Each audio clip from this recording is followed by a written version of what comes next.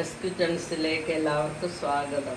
ഞാൻ ഇന്നിവിടെ ചെയ്യാൻ പോകുന്നത് കടച്ചക്ക മസാല പാൽക്കറി.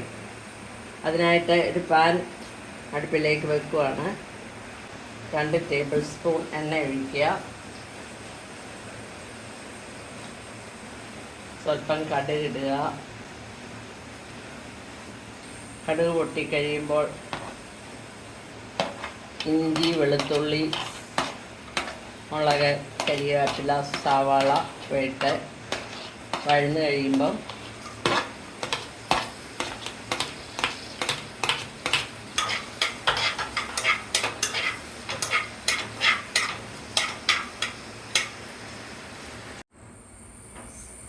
സവാള വഴന്ന് കഴിയുമ്പം കടച്ചക്ക ഇട്ട് വഴറ്റി ടൊമാറ്റോയും കൂടെ വഴറ്റി ഉപ്പിട്ട് 3-ാം പാലൊഴിച്ച് 3 മിനിറ്റ് പ്രഷർ പാനിൽ അടച്ചു വയ്ക്കുക.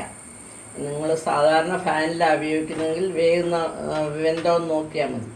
എന്നതിന് ശേഷം തലപ്പാലൊഴിക്കും. ഞാനിപ്പം അത് ചെയ്ത് കഴിഞ്ഞു, വെന്ത് കഴിഞ്ഞു. 3 മിനിറ്റ് പ്രഷർ പാനിൽ അടച്ചു വെച്ചെടുത്തതാണ്.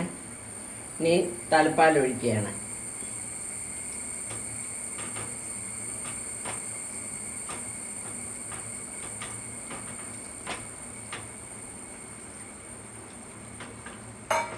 തലപ്പാലൊഴിച്ച് ഉപ്പും പുളിയൊക്കെ നോക്കിയതിന് ശേഷം പുളി കുറവാണെങ്കിൽ 1 ടീസ്പൂൺ വിനാഗിരി ഒഴിച്ചാൽ നല്ലതാണ്. ഇഷ്ടമുള്ളവർക്ക് ഒഴിക്കാം.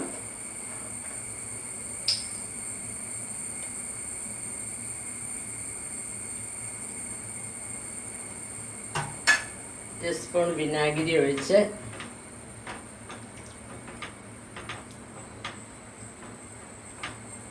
കറി സെർവിങ് ബൗളിലേക്ക് മാറ്റുക, പിന്നെ ഉപയോഗിക്കാം.